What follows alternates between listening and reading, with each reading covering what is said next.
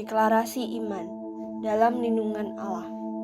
Orang yang duduk dalam lindungan yang maha tinggi dan bermalam dalam naungan yang maha kuasa akan berkata kepada Tuhan, tempat perlindunganku dan kubu pertahananku, Allahku yang kupercayai. Sungguh, dialah yang akan melepaskan engkau dari jerat penangkap burung, dari penyakit sampar yang busuk. Dengan kapaknya ia akan melindungi engkau. Di bawah sayapnya engkau akan berlindung. Kesetiaannya ialah perisai dan pagar tembok. Engkau tidak usah takut terhadap kedahsyatan malam, terhadap panah yang terbang di waktu siang, terhadap penyakit sampar yang berjalan di dalam gelap, terhadap penyakit menular yang mengamuk di waktu petang. Walau 1.000 orang rebah di sisimu dan 10.000 di sebelah kananmu, tetapi itu tidak akan menimpamu. Engkau hanya menontonnya dengan matamu sendiri dan melihat pembalasan terhadap orang-orang fasik. Sebab Tuhan ialah tempat perlindunganmu, yang maha tinggi telah kau buat tempat perteduhanmu. Malah petaka tidak akan menimpa kamu, dan tulah tidak akan mendekat kepada kemahmu. Sebab malaikat-malaikatnya akan diperintahkannya kepadamu untuk menjaga engkau di segala jalanmu. Mereka akan menatang engkau di atas tangannya, supaya kakimu jangan terantuk kepada batu. Singa dan ular tedung akan kau langkahi, engkau akan menginjak anak singa dan ular naga. Sungguh, hatinya melekat kepadaku, maka aku akan meluputkannya. Aku akan membentenginya sebab ia mengenal namaku. Bila ia berseru kepadaku, aku akan menjawab. Aku akan menyertai dia dalam kesesakan. Aku akan meluputkannya dan memuliakannya. Dengan panjang umur akan kukenyangkan dia, dan akan kuperlihatkan kepadanya keselamatan daripadaku. Amin.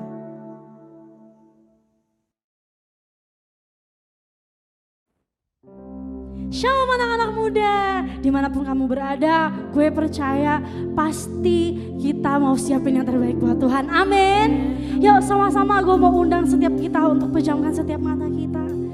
Sama-sama kita memulai angkat penyembahan kita teman-teman. Ya Tuhan Yesus, ini setiap kami Bapa. Kami hadir hari ini dengan satu tujuan kami untuk memuliakan nama Tuhan. Hadir di tengah-tengah kami, jamah setiap kami Tuhan. Kami rindu ketemu sama Tuhan hari ini. Yes Lord. Terima kasih Tuhan Yesus, terima kasih. Yes Tuhan.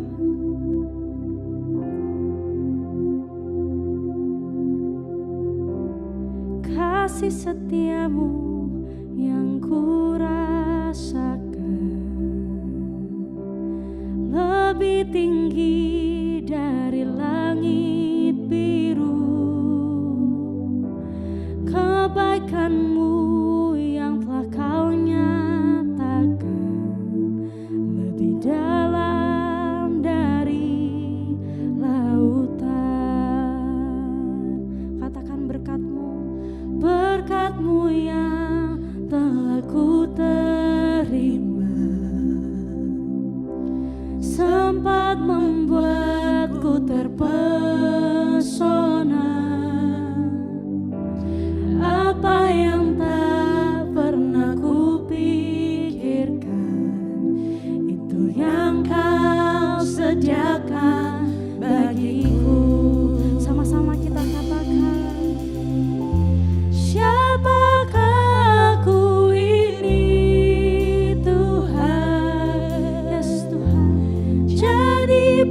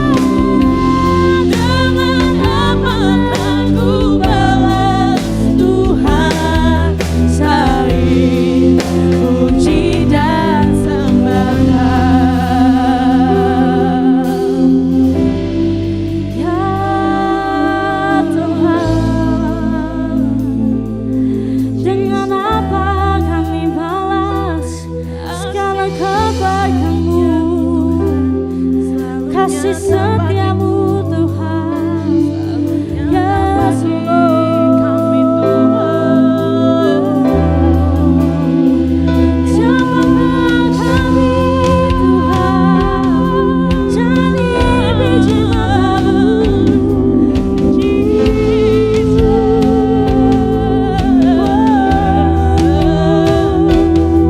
Ya teman-teman semua, gue mau undang setiap kita untuk terus angkat sembahmu, angkat suaramu. Ya Tuhan, ini setiap kami, layakan setiap kami untuk masuk lebih lagi, masuk lebih lagi dalam hadirat-Mu, ya Tuhan.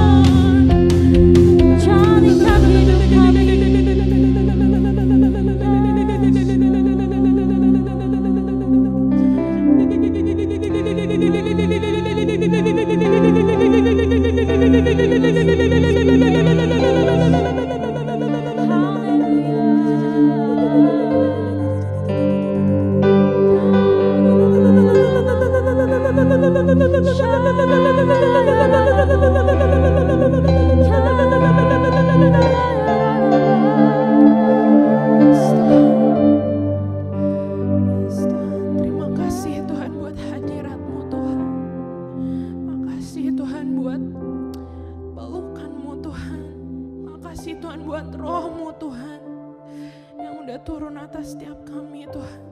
Tuhan, hari ini Tuhan, kami anak-anak-Mu Tuhan, kami mau angkat tangan kami Tuhan. Tuhan, hari ini Tuhan, kami mau satuin hati kami Tuhan. Tuhan, hari ini kami mau berdoa Tuhan buat negara kami Indonesia Tuhan. Thank you Tuhan buat negara kami tercinta Indonesia Tuhan.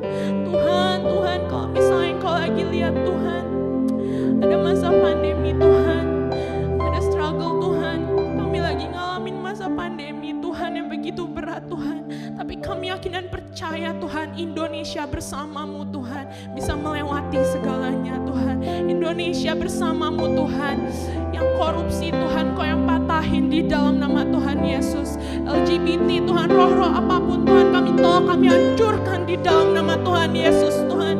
Tuhan, biar negara Indonesia Tuhan bisa jadi negaramu Tuhan. Dan biarlah Tuhan semua rancangan-Mu Tuhan, rencana-Mu Tuhan yang terindah buat Indonesia boleh tergenapi Tuhan. Kau yang juga berkatin Tuhan setiap teman-teman kami Tuhan yang mungkin lagi kena COVID Tuhan, orang-orang di luar sana Tuhan, Kau yang kasih kekuatan ke mereka Tuhan, biar ada lawatan terjadi atas mereka Tuhan, kesembuhan boleh terjadi atas mereka di dalam nama Tuhan Yesus Tuhan. Tuhan, kami juga berdoa Tuhan buat setiap tenaga medis yang ada Tuhan, Tuhan Kau yang kasih kekuatan buat mereka Tuhan, hikmat marifat-Mu turun atas mereka saat ini juga Tuhan, biar lewat mereka Tuhan Kau bisa pakai mereka Tuhan, lewat kaki dan tangan mereka Tuhan, mereka bisa sembuhkan setiap orang-orang yang sakit ya Tuhan. Terima kasih Tuhan, kami juga gak lupa Tuhan berdoa buat setiap gereja-gereja yang berdiri Tuhan yang ada di Indonesia Tuhan. Tuhan biar Engkau yang satukan setiap gereja yang sudah berdiri ini Tuhan. Biar kami Tuhan, gereja ini Tuhan, bisa memuliakan nama-Mu aja Tuhan. Biar gak ada perpecahan apapun Tuhan, kami tolak, kami hancurkan di dalam nama Tuhan Yesus Tuhan. Karena kami yakin dan percaya Tuhan, tujuan kami satu, yaitu untuk memuliakan nama-Mu aja Tuhan. Tuhan, kami gak lupa Tuhan berdoa juga Tuhan buat setiap keluarga-keluarga yang ada Tuhan. Keluarga kami Tuhan yang ada di rumah Tuhan saat ini Tuhan, Kau yang lawat setiap keluarga-keluarga yang ada Tuhan. Kalau misalnya ada roh-roh pemecah belah Tuhan, biar Engkau yang jamah setiap keluarga-keluarga ini Tuhan. Ada kasih-Mu turun atas keluarga-keluarga kami Tuhan. Tuhan, satukan setiap hubungan antara orang tua dengan anak Tuhan, anak dengan orang tua Tuhan, Engkau yang pulihkan di dalam nama Tuhan Yesus Tuhan. Dan biarlah Tuhan ada damai sejahtera, roh sukacita Tuhan turun atas setiap keluarga-keluarga yang ada Tuhan. Terima kasih ya Bapa, terima kasih Tuhan. Kami yakin dan percaya Engkau dengar setiap doa kami Tuhan. Kalau misalnya hari ini Tuhan, kami juga mau dengerin firman-Mu Tuhan. Kami mau tahu isi hati-Mu Tuhan. Kau yang kasih hikmat ke kami Tuhan, biar kami bisa ngerti apa yang Kau mau Tuhan dalam kehidupan kami Tuhan. Terima kasih ya Bapa, hanya di dalam nama Tuhan Yesus kami sudah berdoa dan mengucap syukur. Haleluya, amin.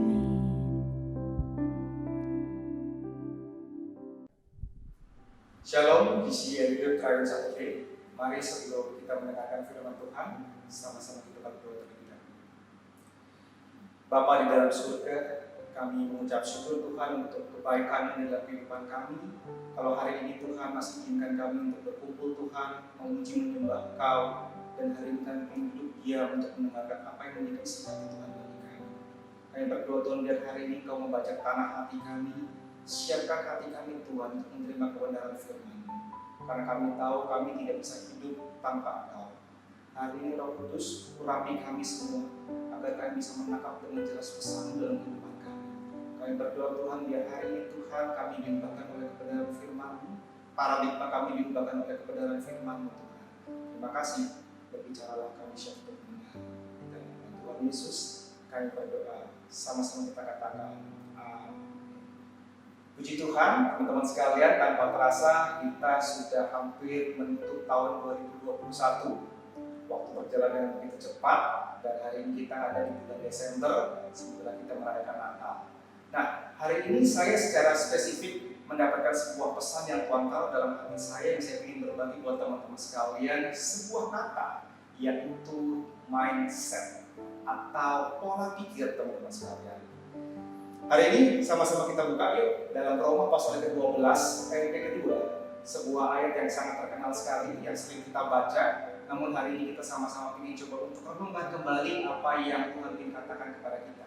Roma 12 ayat yang kedua, demikian firman Tuhan, janganlah kamu menjadi serupa dengan dunia ini, tetapi berubahlah oleh pembaharuan budimu, sehingga kamu dapat membedakan manakah kehendak Allah, apa yang baik, yang berkenan kepada Allah, dan yang sempurna.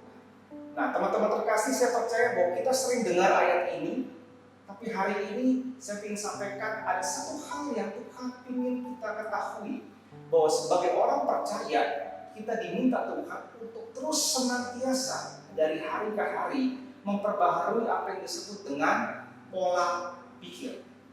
Di dalam dunia bisnis ada sebuah kalimat yang sering kali kita dengar, yaitu change or die, berubah atau mati.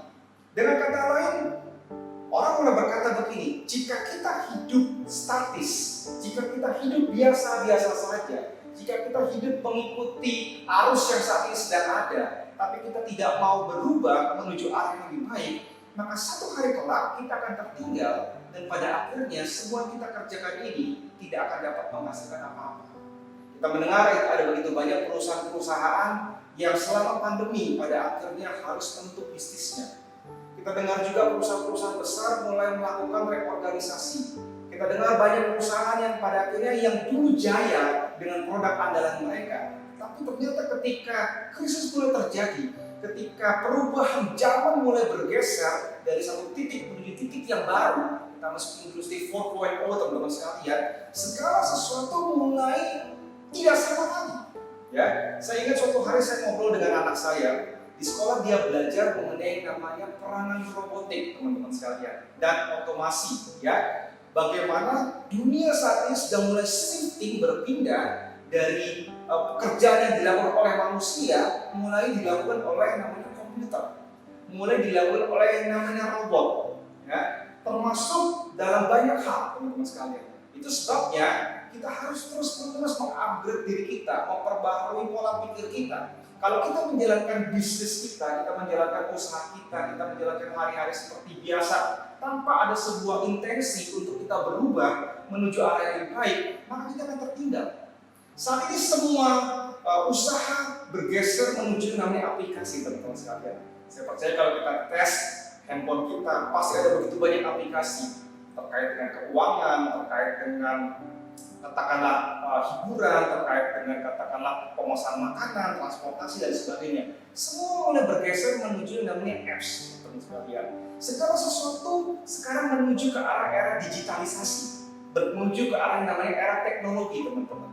Semua yang tidak menuju ke arah teknologi, tidak mengikuti arus digitalisasi, dapat dipastikan akan tertinggal, teman-teman sekalian.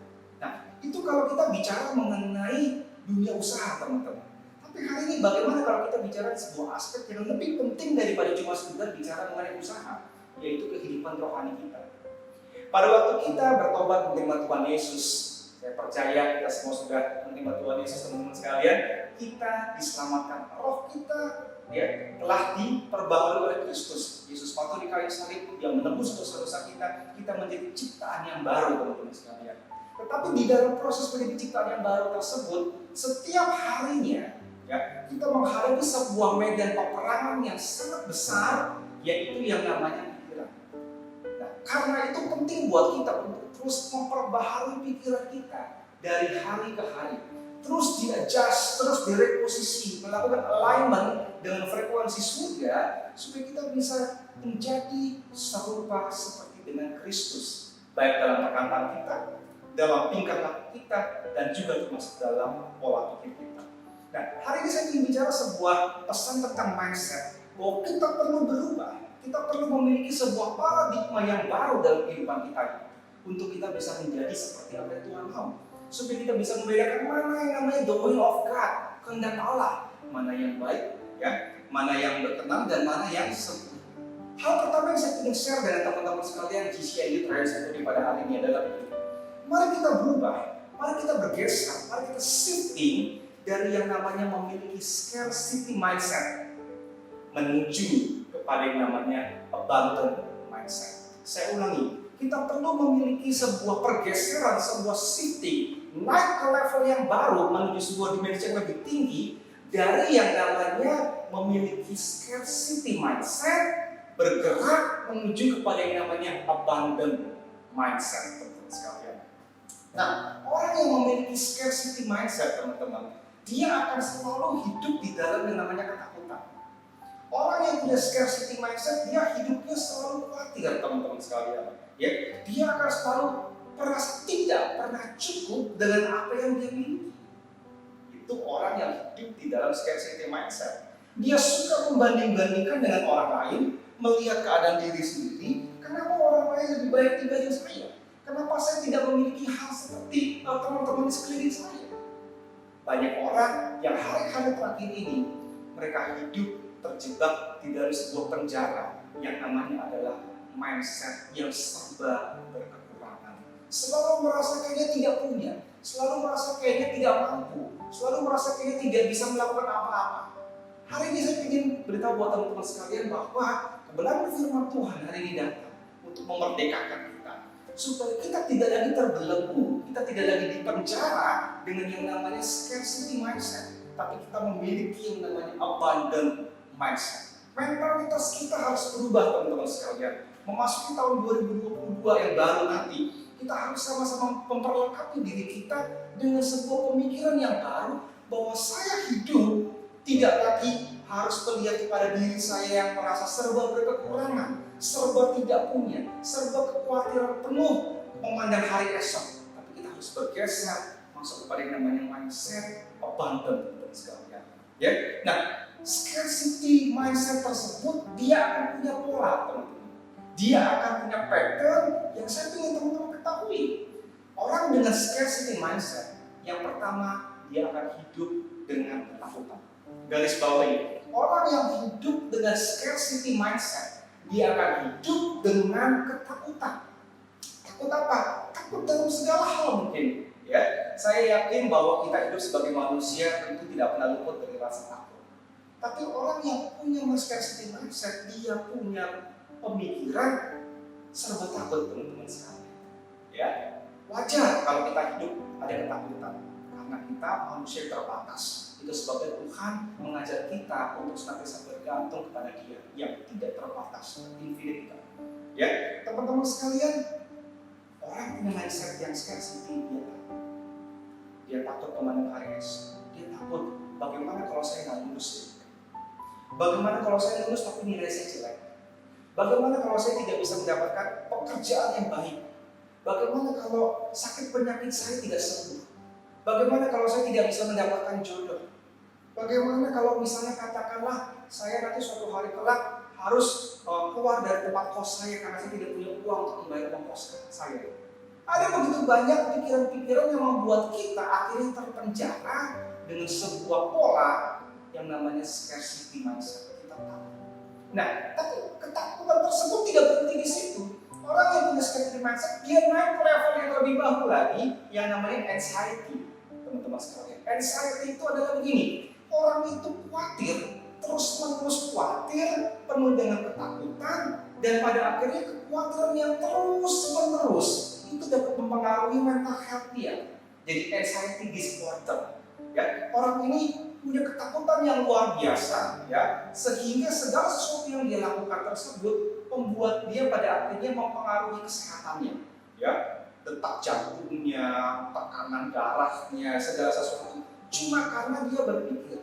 Nah, seringkali ternyata apa yang kita khawatirkan ternyata tidak terjadi, teman-teman sekalian. Tapi orang yang punya scarcity mindset, dia selalu memikirkan bagaimana kalau begini ya, bagaimana kalau begini ya, apa yang terjadi kalau begini ya. Dia mau A dia takut, dia mau B dia takut, dia mau C dia takut, nggak mau lakukan apa-apa juga takut. Dia terus hidup seperti itu. Nah, yang ketiga, dari yang namanya anxiety tersebut menuju kepada yang namanya poor choices, atau pilihan-pilihan, keputusan-keputusan yang salah. Orang yang penuh dengan kekhawatiran dalam hidupnya, dia cenderung mengambil keputusan yang salah. Nah, mari kita sama-sama melihat bagaimana dengan diri kita. Apakah hari-hari terakhir ini kita hidup dalam kekhawatiran? Kalau kita hidup dalam kekhawatiran, saya bisa pastikan keputusan yang kita ambil cenderung salah. Dan pada akhirnya teman-teman sekalian, keputusan yang salah akan menghasilkan hasil yang negatif. Keputusan yang kita ambil yang salah menghasilkan yang namanya outcomes yang negatif. Tapi sebaliknya teman-teman sekalian, orang yang hidup dengan yang namanya abundant mentality, dia juga punya pattern teman-teman. Orang yang hidup dengan abundant mentality, dia mulai dengan satu sikap yang namanya adalah gratitude. Orang yang punya mindset yang berkelimpah, dia punya mindset yang selalu positif, dia mulai dengan satu kata, hidupnya diwarnai dengan sebuah kata, dia penuh dengan ucapan syukur. Dia belajar terus untuk bersyukur di dalam segala keadaan, karena itu yang Tuhan perintahkan bagi kita. Nah, hari ini saya ingin ajak sama-sama kita melihat ke dalam hati kita. Apakah hati saya penuh dengan ucapan syukur? Atau hati saya penuh dengan mengeluh? Bangsa Israel dijanjikan Tuhan masuk ke satu tempat yang penuh dengan susu dan madu, ke tanah perjanjian. Dibebaskan dari perbudakan Mesir, dibawa ke sebuah tempat yang baru. Tetapi di dalam perjalanan mereka harus berputar 40 tahun. Kenapa teman-teman sekalian? Salah satunya begini, mereka tidak belajar mengucap syukur. Hidup mereka terus mengeluh setiap hari. Tuhan, tidak ada roti, tidak ada air, tidak ada daging. Saya bisa bayangkan kalau hari ini mungkin kita boleh gambarkan seperti ini. Tuhan, nggak ada sinyal, nggak ada wifi gratis Tuhan, nggak ada istilahnya AC, jalanan macet, banjir di mana-mana. Kita cenderung untuk mengeluh di dalam kehidupan kita. Tapi orang yang punya abundant mindset, yang mulai dengan sebuah titik base yang benar, yaitu dia memiliki pola pikir, gaya hidup yang selalu mengucap syukur. Nah, gaya hidup yang penuh dengan ucapan syukur ini membawa kita masuk ke level yang berikutnya, yaitu kita memiliki yang namanya peace of mind. Pikiran kita itu penuh dengan damai sejahtera. Orang yang belajar mengucap syukur, dia akan memiliki hati yang tenang, memiliki pikiran yang tenang, penuh dengan kedamaian. Karena hatinya mengucap syukur. Dia tahu apapun yang terjadi di dalam kehidupan kita, Tuhan ada di dalam ucapan. Teman-teman sekalian, orang yang punya peace of mind, dia akan masuk ke dalam sebuah level yang baru, yaitu dia memiliki yang namanya wise choice.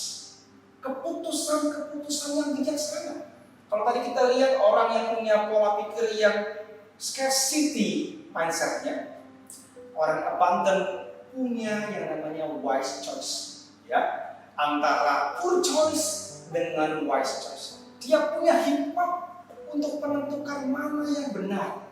Dia punya hikmat untuk menentukan mana yang terbaik. Nah, kita mengatakan supaya kita tahu kehendak Allah apa yang baik, apa yang berkenan, dan apa yang sempurna. Orang yang punya wise choice dalam kehidupannya, orang yang punya hikmat Tuhan, punya the word of God, firman Allah yang hidup di dalam dirinya, dia akan memilih hal-hal yang bijak. Apa yang bijak? Segala sesuatu yang sesuai dengan apa yang firman Tuhan katakan, teman-teman sekalian. Nah, dari situ menuju lagi pada satu titik yang disebut dengan kata positive outcomes. Hasil daripada pilihan yang bijaksana membawa kepada output yang positif.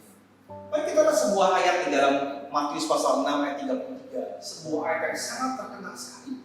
Matius 6 ayat 33 dan ayat yang ke-34. Kita lihat bersama-sama. Yesus mengatakan dalam khotbah di bukit, dikatakan demikian, tetapi carilah dahulu kerajaan Allah dan kebenarannya, maka semuanya itu akan ditambahkan kepadamu. Sebab itu, janganlah kamu khawatir akan hari besok, karena hari besok mempunyai kesusahannya sendiri. Kesusahan sehari cukuplah untuk sehari. Teman-teman sekalian, Yesus mengajarkan dengan jelas kepada kita, jangan kamu khawatir tentang apa yang kamu makan, tentang apa yang kamu pakai. Semua itu dicari bangsa-bangsa yang tidak mengenal Tuhan. Tapi Bapamu yang di surga tahu bahwa kita semua anak-anak yang membutuhkan semuanya itu, dan akan menyediakan yang terbaik bagi kita. Terus bagaimana kalau hari ini engkau hidup di dalam kekhawatiran, engkau hidup di dalam ketakutan, Engkau memilih hal-hal yang salah sehingga output dalam hidupmu adalah hal yang negatif. Ada yang mendengar firman Tuhan. Kesusahan sehari cukup untuk sehari. Artinya begitu. Pertolongan Tuhan hari ini selesai, besok Tuhan yang sama yang akan berubah kehidupan kita. Bangsa Israel, teman-teman sekalian, setiap hari ketika mereka buka mata keluar dari tenda mereka, dari kemah mereka melihat di tanah ada apa, teman-teman sekalian? Roti dari surga. Mana turun setiap hari selama 40 tahun, mereka tidak berkekurangan apapun juga. Tapi ketika mana mulai turun, Tuhan kasih perintah begini, kalau kamu lihat mana, kamu ambil secukupnya. Garis bawahi, ambil secukupnya. Tapi apa yang terjadi? Ketika bangsa Israel melihat mana begitu banyak, mereka penuh dengan kekhawatiran. Kalau saya ngambil cuma sedikit, bagaimana dengan besok? Betul? Akhirnya mereka bangun, mereka ambil sebanyak-banyaknya mana tersebut. Karena mereka takut kehabisan stok. Mereka khawatir besok saya makan apa. Walau Tuhan sudah berjanji begini, kamu ambil secukupnya saja. Karena besok pangan turun. Nah, orang yang hidup dengan scarcity mindset, dia melihat semua suplai tersebut, pemikiran yang sempit membawa dia terus mengambil sebanyak-banyaknya untuk dirinya sendiri karena dia khawatir akan hari esok. Firman Tuhan berkata, jangan kamu khawatir. Kesusahan sehari cukup untuk sehari. Saya pikir aja sama-sama kita merenungkan seorang tokoh yang luar biasa bernama seorang rasul, yaitu Paulus. Filipi pasal yang keempat, ayat yang ke-11 sampai ayat ke-13, dikatakan demikian. Ku katakan ini bukanlah karena kekurangan, sebab aku telah belajar mencukupkan diri dalam segala keadaan. Aku tahu apa itu kekurangan dan aku tahu apa itu kelimpahan. Dalam segala hal dan dalam segala perkara tidak ada sesuatu yang merupakan rahasia bagiku, baik dalam hal kenyang maupun dalam hal kelaparan, baik dalam hal kelimpahan maupun dalam hal kekurangan. Segala perkara dapat kutanggung di dalam Dia yang memberi kekuatan kepadaku. Haleluya. I can do all things. Saya dapat melakukan segala perkara di dalam Kristus Tuhan yang memberikan kekuatan kepada kita. Kita sering mengutip ayat ini. I can do all things through Christ who strengthens me. Saya dapat melakukan segala sesuatu di dalam Kristus yang memberikan kekuatan kepada saya. Nah, pertanyaannya ketika Paulus berkata I can do all things, apa yang sedang Paulus katakan teman-teman sekalian? Kita perlu melihat ayat di atas. Paulus sedang berbicara sebuah konteks. Dia bisa menanggung segala sesuatu. Dalam hal apa teman-teman sekalian? Dalam hal kekurangan maupun kelebihan. Dalam hal kelaparan maupun kekenyangan. Di dalam segala hal Paulus belajar untuk mencukupkan. Paulus adalah orang yang hidup di dalam abundant mindset. Dia belajar untuk mencukupkan diri di dalam segala keadaan. Oh iya, hidup Paulus bukan hidup yang mulus. Dia dianiaya, dia dirajam batu, dia dimasukkan penjara, dia mengalami karam kapal, dia ditinggalkan orang-orang yang ada di sekeliling dia, dia hendak dibunuh. Ada begitu banyak orang membenci dia, dan pada akhirnya dia harus mati dipenggal di Roma. Teman-teman, hidup Paulus bukan hidup yang smooth saja, yang lancar-lancar seakan-akan tidak ada masalah.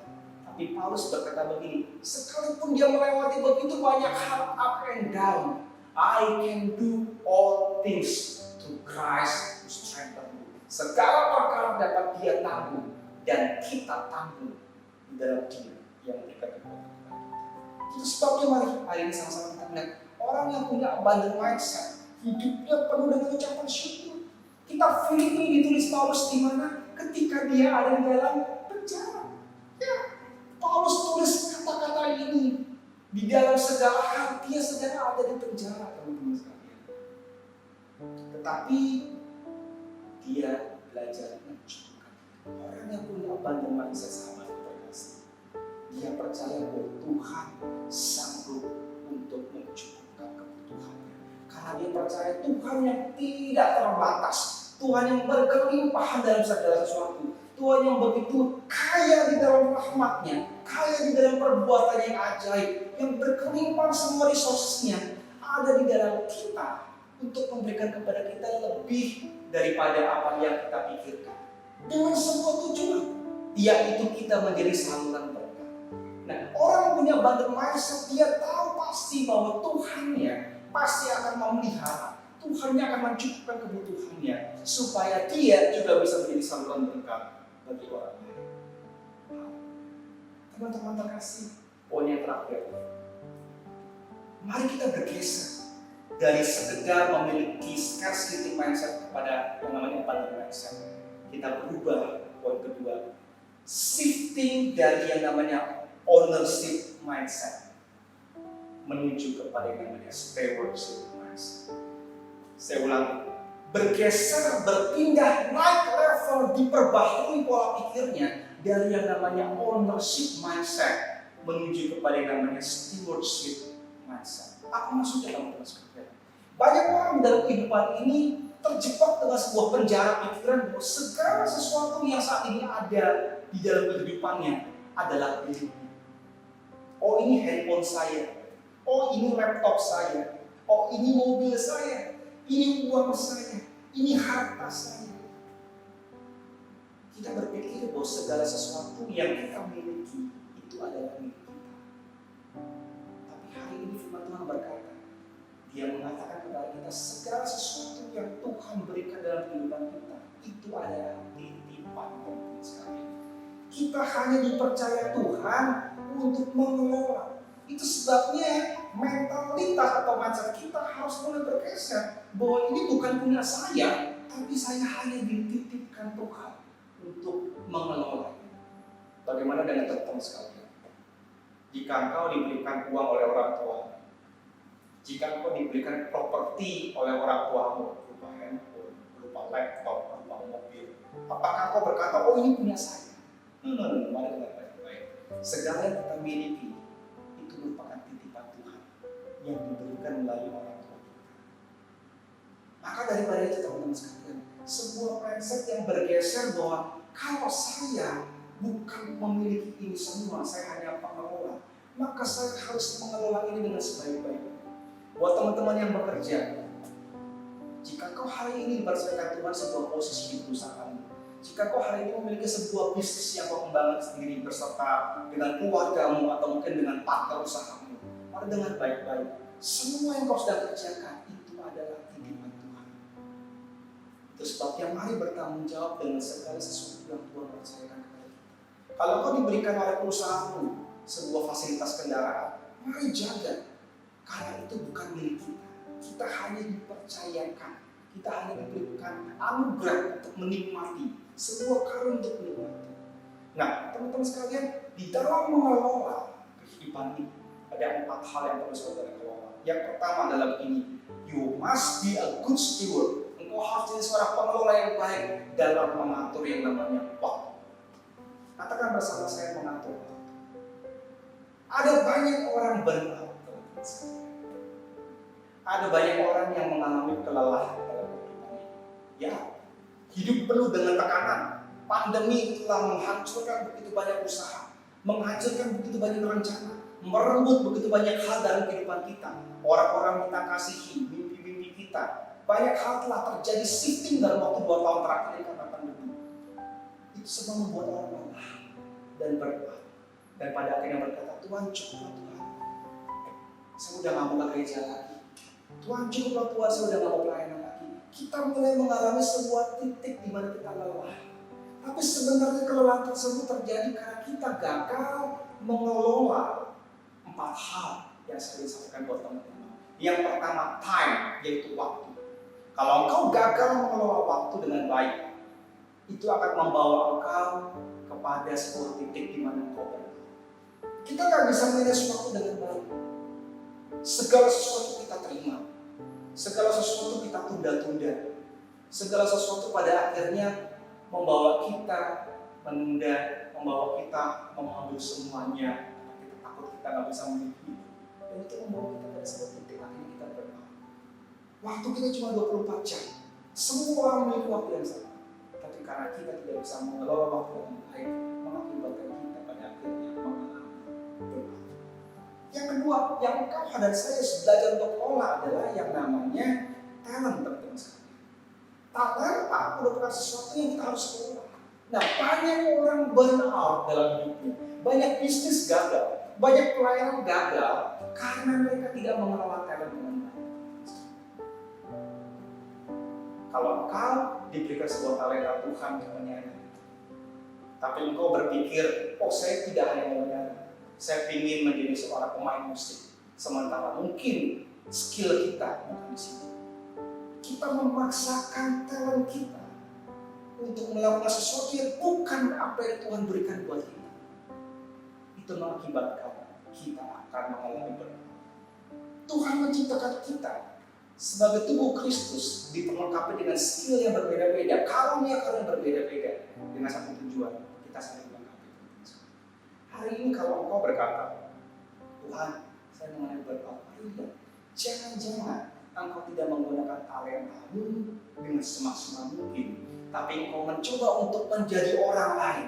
Engkau ingin mencoba untuk menjadi seperti orang lain sehingga memaksakan dirimu, dan itu mengakibatkan hidupmu mengalami kelelahan pada titik hari ini. Engkau merasa, Tuhan, saya bukan seorang yang jago berorganisasi, tapi engkau paksakan dirimu di situ. Pada dengan baik-baik hari ini, mari lihat diri kita. Apakah saat ini kita mengambil wise choices atau poor choices? Orang yang memiliki wise choices, dia tahu kelebihan dan kekurangan.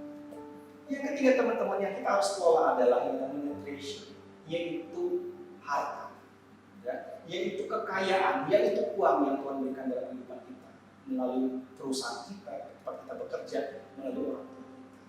The way you manage your treasure, caramu mengelola kekayaan, harta yang Tuhan percayakan kepada kita, akan menentukan apakah kehidupan kita akan mengalami kelimpahan atau scarcity. Orang yang nggak bisa mengelola harta dengan baik, kita spending tanpa menabung, tanpa belajar berinvestasi, banyak hutang konsumtif dan sebagainya. Orang yang tidak pernah belajar untuk bergerak masuk kepada sebuah titik mentalitas yang mengelola uangnya dengan baik, pada akhirnya nanti dia akan kehabisan segala sesuatunya seperti anak bungsu, dan dia harus mengakhiri hidupnya di kandang.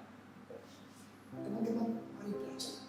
Hartamu, keuanganmu harus kita kelola dengan baik, karena itu adalah titipan Tuhan. It's not about how much you can earn, bukan bicara mengenai berapa banyak yang kau dapatkan, tapi berapa banyak yang bisa kau kelola dengan baik. Dan yang terakhir, teman-teman sekalian, the most important thing that we need to learn to manage is relationship, yaitu hubungan.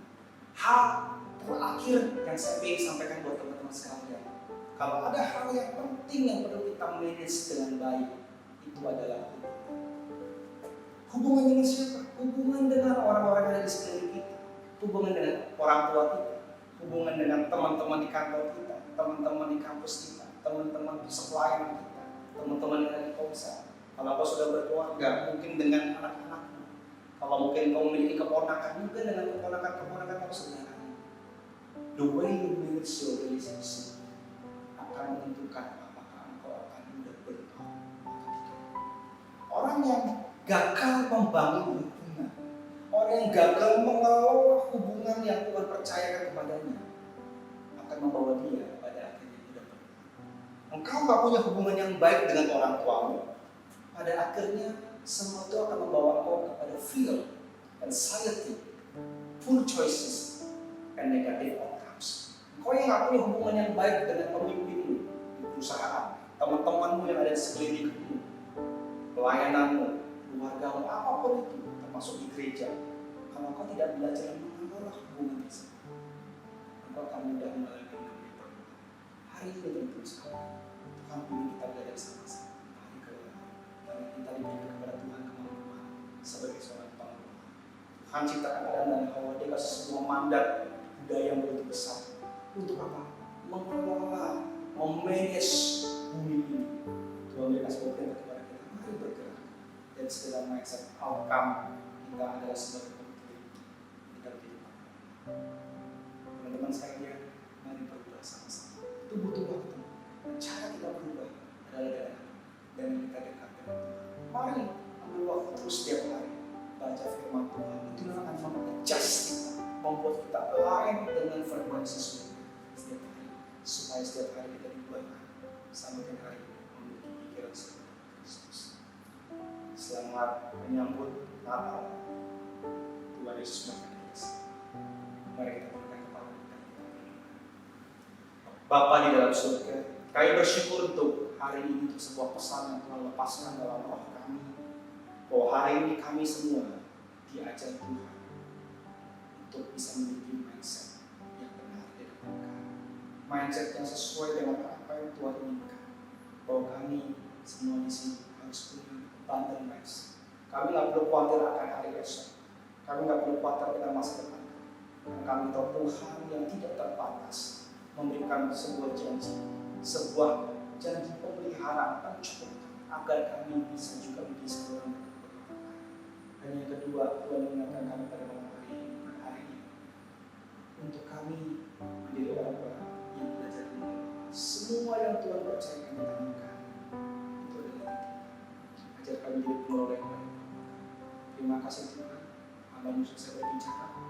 Kami tahu Tuhan bahwa firman-Mu akan terus berkarya dalam kehidupan kami, mengumpulkan kami from glory. Dan pujian nama Tuhan Yesus Kristus kami berdoa. Haleluya. Amin.